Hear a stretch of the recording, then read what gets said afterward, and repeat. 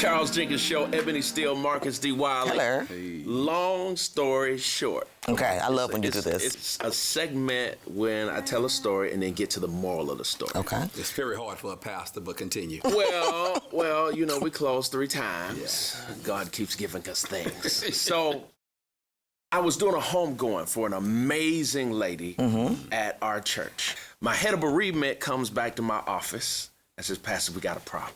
I said, what's the problem? Mother so-and-so is still in the car. And the wake has started. And everybody wants to know why she's still in the car. 2 of her children are out in the audience arguing. I need to bring them back to the office. These grown children? Like, how old are these children? They are 60-ish, early 60s. You know, my daughter's 60. These are not children. So the funeral director is in the office. So they arguing. I said, what seems to be the problem? The funeral director says, they ain't paid. Yes, sir. You got to pay. Mama ain't getting out the car. Is this like a hostage situation, kind of? Mama's a hostage. The church is full. They trying to understand why Mama's outside and they on the inside. Yeah. So you said you was gonna pay it. I took care of her while she was alive. You could have paid for the funeral. You know I ain't got no money. They arguing. I said, how can we get Mama out the car, Mr. Funeral Director? He said, I need some money. I said, how much you need to get out the car? He said, $2,500. I said, I'll give you the $2,500. God bless you. Good for Mama you. out the car. Right. He said, when can I get it? I said, well, I don't have it on me right now. But if you swing by tomorrow. He made you run to the ATM? I have a check for you. You had to do 8 transactions to get that money. $2,500 on me. Yeah. So long story short, pay for your own funeral before you go to heaven. I like it. I like it. Because they're going to leave you outside in the car. It's a Charles Jenkins Show. Left eye passed away. Right. I don't think I've ever told this story publicly. Chili called me. She said, I want you to come in for the funeral. It's the first viewing for Left Eye. Usher runs out of a private room.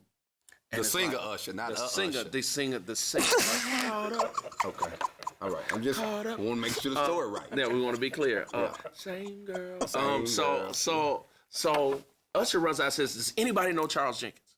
Does anybody know Charles? He says, anybody know Charles Jenkins? Yeah. I said, I know him. Yeah.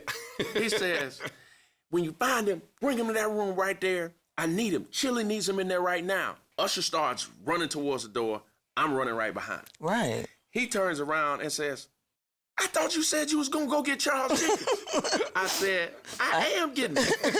He said, how? I said, I'm him. He said, oh, my God. Ain't nobody saying nothing. But when did Popeye become an expert in chicken? I thought he ate spinach. And when you think the spinach would be like on the side, on the menu too? Yeah. And ain't nobody saying nothing. How come if it's in the sky, it's called an asteroid? If it's in your behind, it should be an asteroid. But I want to talk. But it's called a hemorrhoid. But if it's a male, it's a hemorrhoid. So if it's a female, is it a heroid? It's a steroid. It's the Charles Jenkins Show, Ebony Steele, Marcus D. Wiley. Yeah. So, bomb threats. Over a dozen HBCUs received bomb threats. Not cool at all. The FBI has suggested they've identified 6 juveniles, and the bomb threats seem to be racially motivated. People already afraid to come back to campus just for COVID, and then the fact that it could be a bomb threat too. Yeah. I mean, I just think it's very, being a graduate of I attended it. Well, I finally graduated. It was like the GED program of a college. Okay, you made it. Tuskegee University, what's up? On test days, after you didn't study, had a long party last night, we called in and say it was a bomb so we could miss class. Now, I don't know if they on this level, but and that's all what... the fire trucks and all everything the fire show trucks, up. everything there, you just miss class. We would do it all the time. But because and you were able to do it undisclosed? Like they never found you? It was no social media and all that back in the day. So all you had to do was just make that phone call, and by right, the university have to shut everything down. They didn't have call tracing? No, they probably had Star 69, but it's HBCU. It is a HBCU. We all now. still using a house phone. We using one phone. It's still HBCU. But then I thought about it too, because then some students at Howard protest, they had a roach problem at Howard once upon a time. So that may not have been a bomb. That might have been a roach bomb, like for the fogger, raid. I mean, I don't know. I'm just saying. They need to be clear. That's what I like about this new generation. They ain't never clear. They just said bomb. It's a lot of bombs out here. Who was your favorite childhood friend? My best friend, when I was a little kid, I really was proud of her because I think at a young age, I saw how strong she was because she was one of those, her mom and dad really didn't want her. Okay. So she was adopted by her aunt. Her aunt actually lived in a high-rise building in Chicago, and it wasn't the best of places.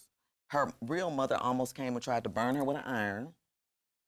And then she started dating, if you remember from Different Strokes, I forget his name. Because she met him, he was a celebrity. So things went on and on. Then she met her other 5 brothers, and they started dancing, and she was singing and all that. What? Is you talking about? And then she kissed Tupac. Yeah, I mean, it was just a lot for her to have come from all of that. You talking about Janet Jackson? Auntie Walona, that I was talking about from the beginning. Janet Jackson is my best friend from childhood. But do you know her? Yes.